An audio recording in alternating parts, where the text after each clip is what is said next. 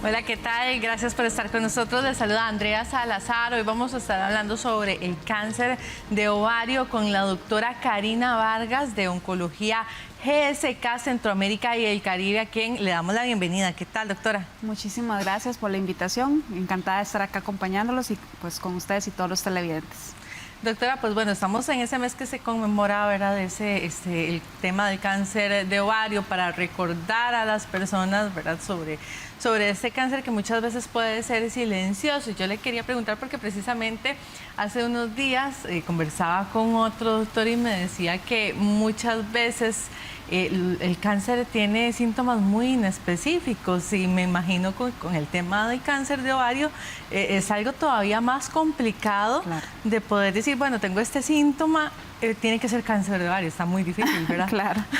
Justamente uno de las preocupaciones que se tiene, y por eso es tan importante concientizar sobre el cáncer de ovario, porque a nosotros como médicos muchas veces en la carrera se enfocan mucho en cáncer de mama, cáncer de próstata, que cáncer de colon, de recto y demás, pero dejamos por fuera este tipo de patología que, pese a que no tiene una incidencia tan alta, es una enfermedad que en nosotras las mujeres es una de las más mortales si hablamos de aspectos oncológicos. ¿Qué es lo que pasa respecto a los síntomas propiamente del cáncer de ovario? Como bien decía, son síntomas súper inespecíficos. De hecho, las pacientes, por ejemplo, pueden tener distensión abdominal, dolor en la zona específicamente abdominopélvica, ¿verdad? En la zona pélvica. Pueden tener síntomas muy como gastrointestinales o como aumento en la frecuencia de las deposiciones o diarrea o más bien constipación. Pueden tener síntomas urinarios, dolor tal vez en la parte baja de la espalda. Inclusive ya cuando los síntomas son más avanzados o la enfermedad está más avanzada, sí pueden tener pérdida de peso, pues fatiga y todos estos temas. Pero si yo te preguntara a vos, ¿qué días en el mes tienes estos síntomas? Y me vas a decir... Muy seguido. Y muchas de las mujeres también que nos están viendo en casa y todo, van a decir, esos síntomas los presento por lo menos 1, 2, 3 veces al mes. Entonces son síntomas tan inespecíficos que estas pacientes usualmente pasan entre muchos médicos. A veces depende de la biología de la enfermedad, también es muy frecuente que las pacientes consultan al gastroenterólogo o consultan al médico general y andan diciéndoles, bueno, puede ser que sea síndrome de intestino irritable, colitis, dismenorrea por la regla o cosas así, porque a veces se asocia, digamos, con esos síntomas de la menstruación y todo. Pero es importante saber que las pacientes, específicamente para cáncer de ovario, la gran mayoría de las pacientes se diagnostican en etapas, digamos, avanzadas, justamente por eso, por la biología de la enfermedad, que a veces se empieza a progresar muy rápido, y también porque los síntomas son tan inespecíficos que nadie piensa en cáncer de ovario. A nosotros como médicos no nos hacen tampoco, pensemos en cáncer de ovario. O sea, una paciente tal vez que tenga síntomas repetitivos que son muy inespecíficos, pensamos en todo menos en eso. Entonces, por eso la importancia de crear siempre conciencia de esta enfermedad. Doctora, es muy difícil entonces el diagnóstico del cáncer de ovario. Puede pasar desde que yo empiezo a tener esos síntomas que me llevan a uno y otro doctor hasta que se pueda dar un diagnóstico. ¿Esto lo vuelve tal vez un cáncer un poco más peligroso?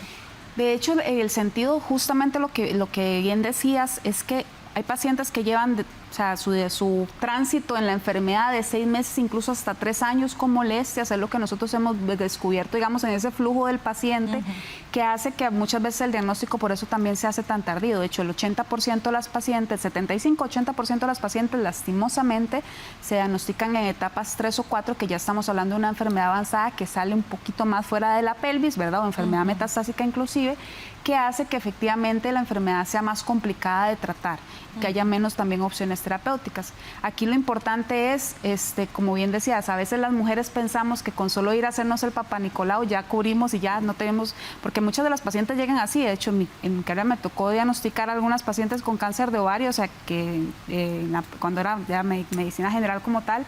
Entonces era curioso porque las pacientes llegaban, pero yo me voy a hacer el Papá Nicolau todos los años, ¿cómo es que tengo una masa ahí? O sea, es que porque en el Papá Nicolau nosotros no vemos los ovarios, vemos el cuello del útero. Entonces es súper importante los chequeos ginecológicos en este tipo de pacientes, ¿verdad? ¿A partir de qué edad debería hacerse ese Siempre, chequeo? digamos, bueno, la recomendación para todo chequeo ginecológico es toda mujer, digamos, también desde que inicias también su actividad sexual, también hacerse tus papanicolaos y frecuencias, digamos, en ese sentido. Si hay antecedentes heredofamiliares de cáncer de mama, cáncer de ovario, cáncer de próstata en los hombres de la familia o cáncer de páncreas, es importante ir a hacerse estos chequeos, pues, con más continuos, porque sí son pacientes que pueden tener cierta predisposición genética. Específicamente el cáncer cáncer de ovario, un 15% de las pacientes pueden tener mutaciones asociadas que hacen que se predisponga a tener este tipo de enfermedad. Por ejemplo, yo te puedo decir, si nosotros ponemos 100 mujeres en un salón, 100 mujeres X, ¿verdad? Tanto jóvenes como posmenopáusicas o más adultas. De esas 100 mujeres, lastimosamente, una o dos de esas mujeres en algún momento de su vida van a tener cáncer de ovario. Si eso lo elevamos a este tipo de mutaciones, que también están asociadas a aumentar el riesgo en estas pacientes, el riesgo puede aumentarse de un 35 a un 70% a estas mutaciones que les llamamos de BRCA, por ejemplo, que son mutaciones BRCA. Entonces, ese tipo de factores son importantes a la hora de hacer un diagnóstico. Por eso para nosotros los médicos es tan importante cuando van a consulta que nos digan los antecedentes heredofamiliares, si mamá, papá, hermanos padecen algún tipo de enfermedad o antecedentes oncológicos específicamente. En cuanto a la parte del diagnóstico, como estábamos diciendo, es súper importante porque a veces el diagnóstico, como les mencionaba, cuesta llegar a eso. ¿Por qué? Porque son tan inespecíficos los síntomas que las pacientes andan por una nebulosa y por muchos especialistas. ¿Qué es lo que hay que hacer? Justamente invitar a esas pacientes a que vayan y se hagan su chequeo ginecológico, ultrasonido ginecológico, para que se vean bien los ovarios. Hay ciertas pruebas o marcadores tumorales, como el CA125, que se puede elevar cuando hay enfermedad justamente a nivel de peritoneo, o sea, a nivel de la cavidad abdominal, que se eleva, pues es un marcador que bien, si no bien no es específico, pero sí bastante sensible, entonces eso ayuda, digamos, a darle soporte.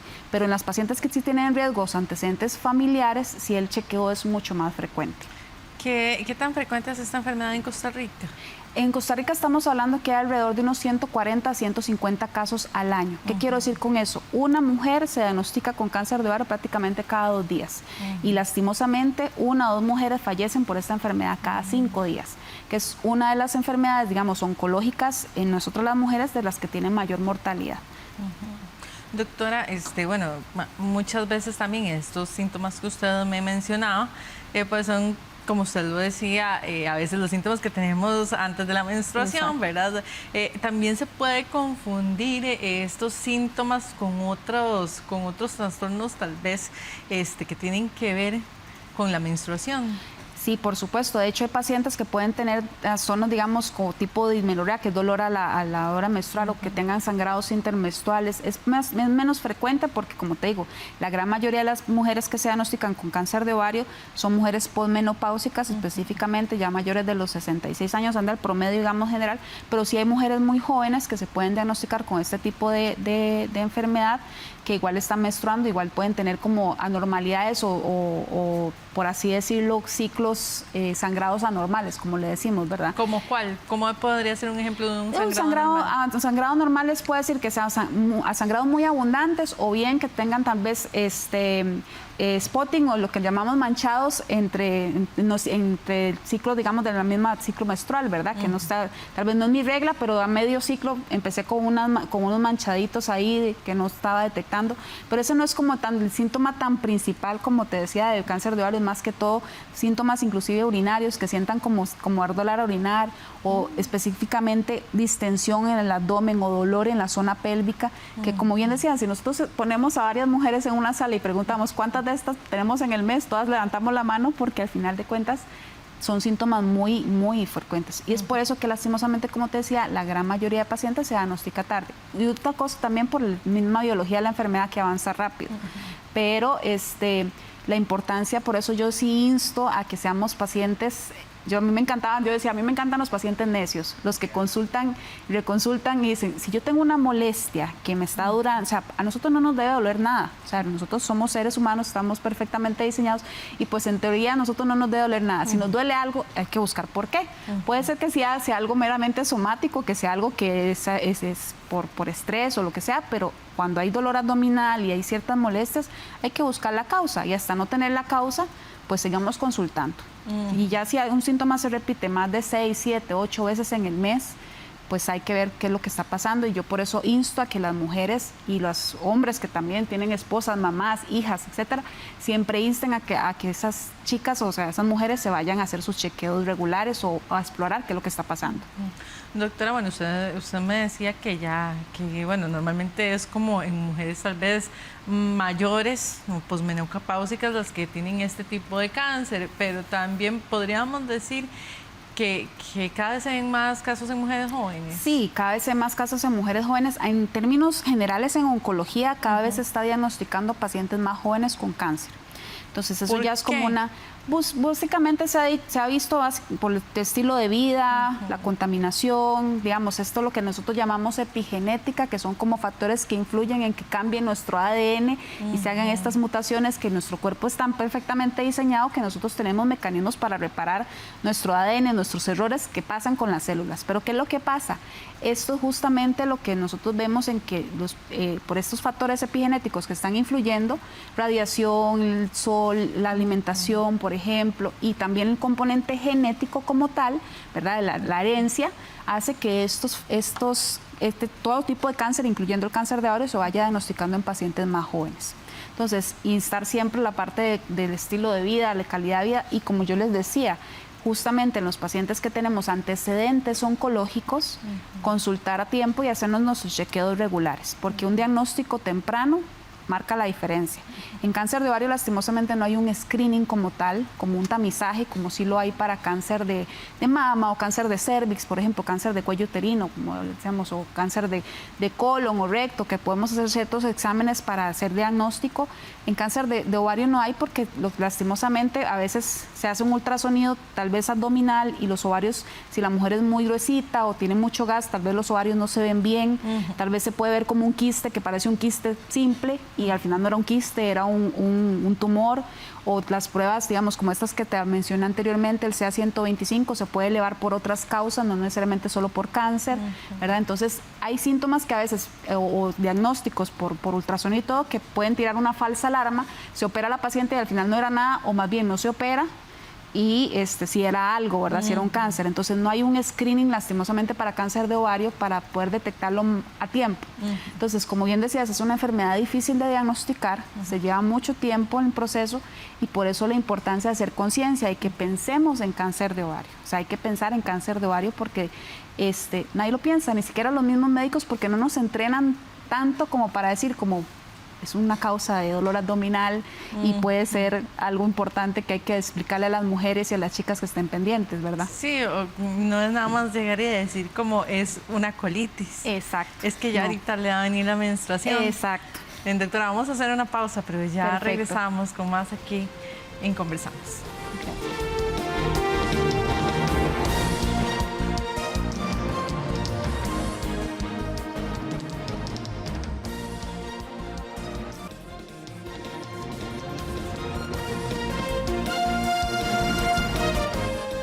Regresamos, estamos con la doctora Karina Vargas. Doctora, bueno, pues ya hablábamos un poco de este difícil diagnóstico, me queda a mí la duda, entonces, ¿cómo se diagnostica un cáncer de ovario? Bueno, justamente, ¿cómo le diagnosticamos? Primero, o sea, del hallazgo de síntomas y demás, el médico va a hacer un examen físico, ¿verdad? Nosotros generalmente se hace un tacto vaginal, ¿verdad? Que también es una palpación bimanual, o sea, que se explora a la paciente a nivel físico. Se recomienda hacer un ultrasonido ginecológico, ¿verdad? En este caso, que ahí para ver los ovarios y ver exactamente si hay alguna masa en los anexos, que así se les conoce. También se puede hacer ese tipo de test que hablamos anteriormente, que el CA-125, que son marcadores tumorales, el CA-119, el carcinoma, el carcinoma embrionario. También, si dependiendo de los síntomas que tenga la paciente, porque a veces las pacientes llegan con un embarazo como si fuera de 15 meses, en el cual ya la enfermedad está tan avanzada que llegan con un abdomen así, con mucha citis, que eso es líquido en la cavidad abdominal, que es como si fuera, como les digo, un embarazo de 15 meses. Ahí en esos casos ya la enfermedad está más avanzada, entonces se puede hacer una tomografía axial computarizada.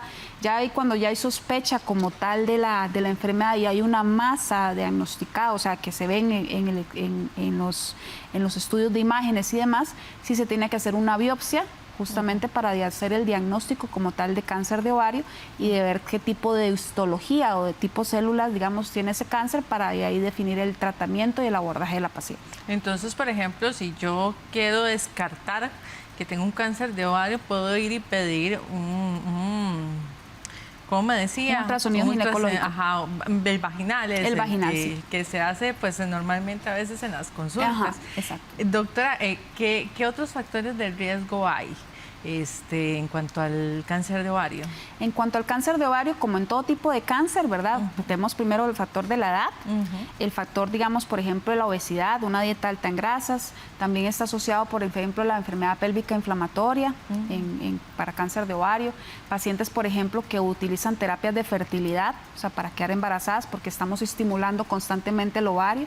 Estos son factores, digamos, por así decirlo, de riesgo, incluido también algo muy importante, el factor genético.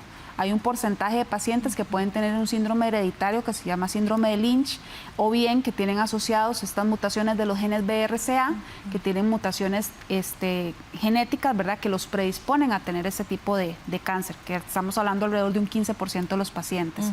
Igual hay factores protectores como en este caso. ¿Qué es lo que quiero decir? Que hay factores protectores contra el cáncer de ovario. ¿Qué quiero decir con esto? Pacientes, por ejemplo, que usan anticonceptivos porque o sea, el ovario, digamos, no está estimulado, no hay ciclos ovulatorios, por así decirlo, entonces está frenado.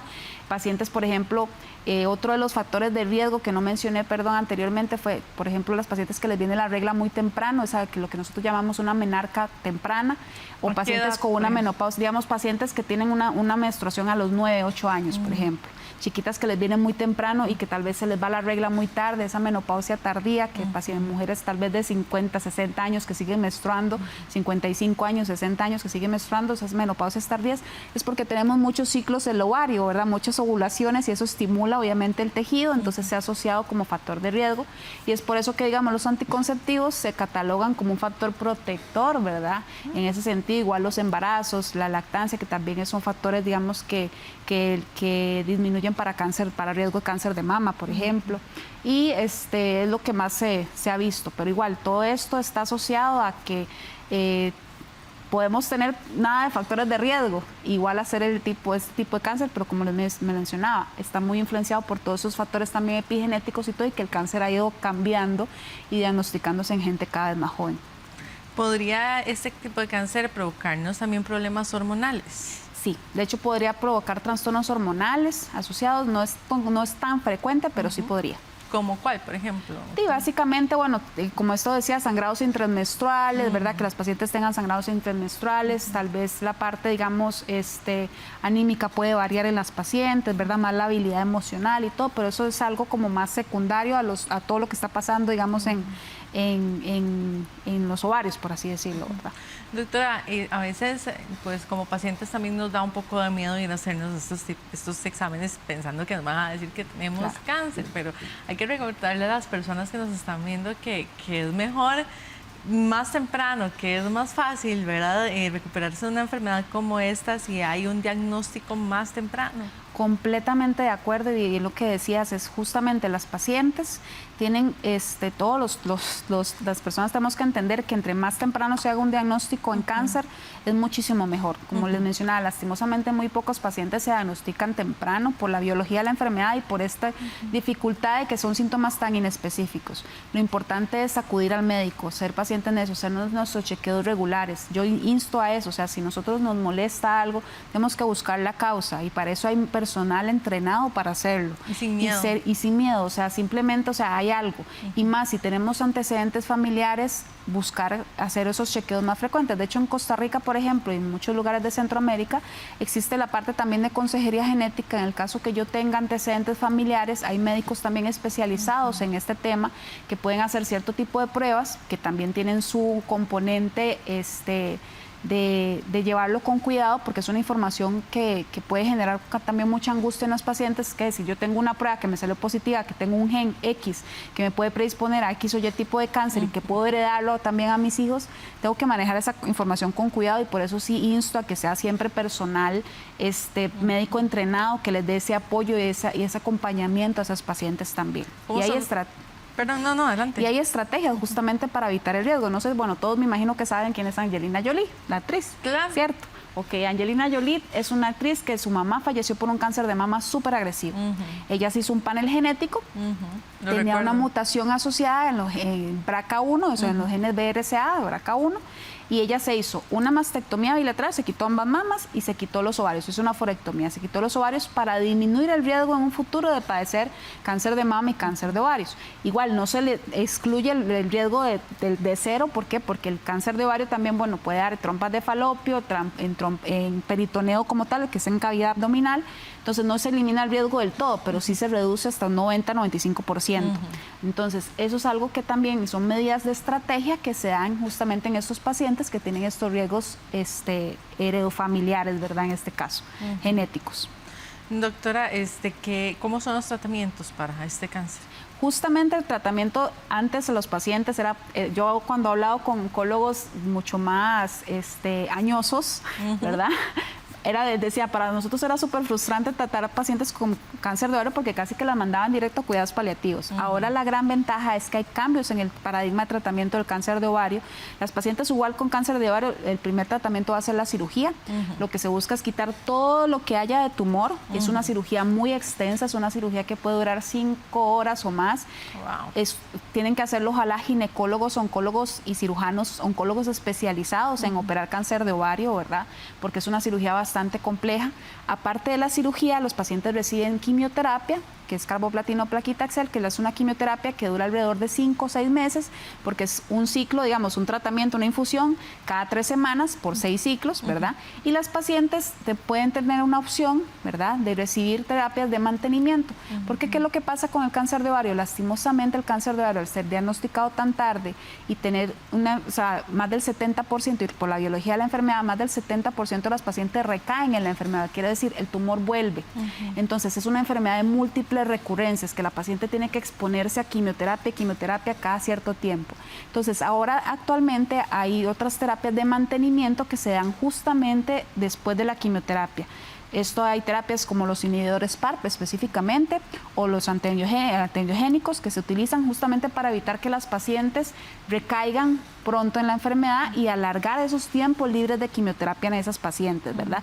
Y obviamente ofrecer calidad de vida, como por ejemplo estos inhibidores PARP, son tratamientos que son orales, que la paciente se lo puede tomar en su casa, no tiene que ir a ponerse una infusión y eso les ayuda con la parte, por ejemplo, de calidad de vida inclusive y todo, pero no estar como metida siempre en un hospital recibiendo quimioterapias, etcétera. Entonces ha cambiado el paradigma de tratamiento y reduce el riesgo de progresión en la enfermedad hasta un 50% en estas pacientes. Entonces es realmente un cambio en el paradigma de tratamiento en estas pacientes, este tipo de terapias especializadas que haya para el cáncer de ovario.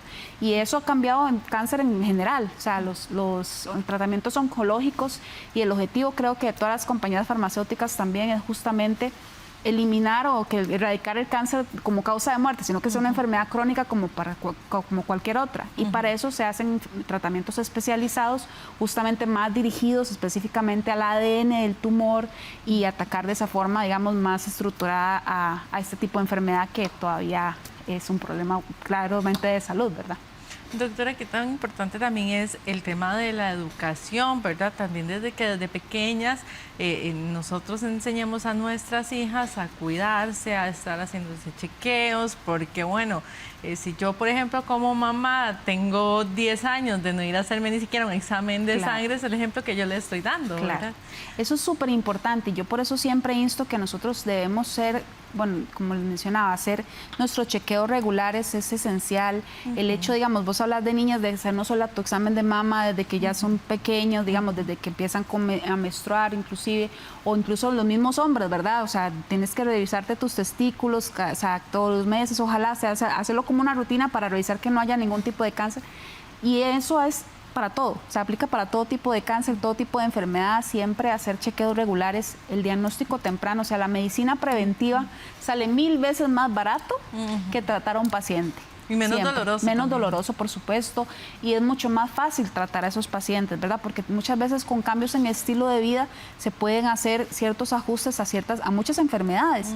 En la parte oncológica, como bien decías, hay ciertas enfermedades que si se diagnostican temprano, o sea, es espectacular. Por ejemplo, acá en Costa Rica un dato importante es, por ejemplo, cáncer de mama. Como hay tanta concientización en cáncer de mama y demás, casi que el 85% de los cánceres de mama se diagnostican de forma temprana y muchos de esos se llegan a curar.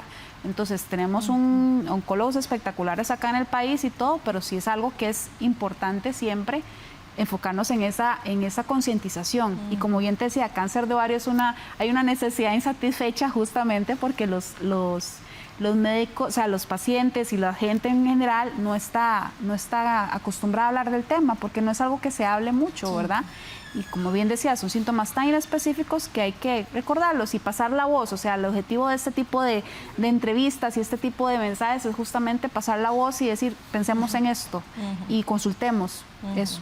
Doctora, ya para ir finalizando nada más, entonces recordemos a todas esas personas que nos están viendo en este momento, ¿cuáles serían entonces esos signos de alarma que tienen que llevarnos directamente a la consulta?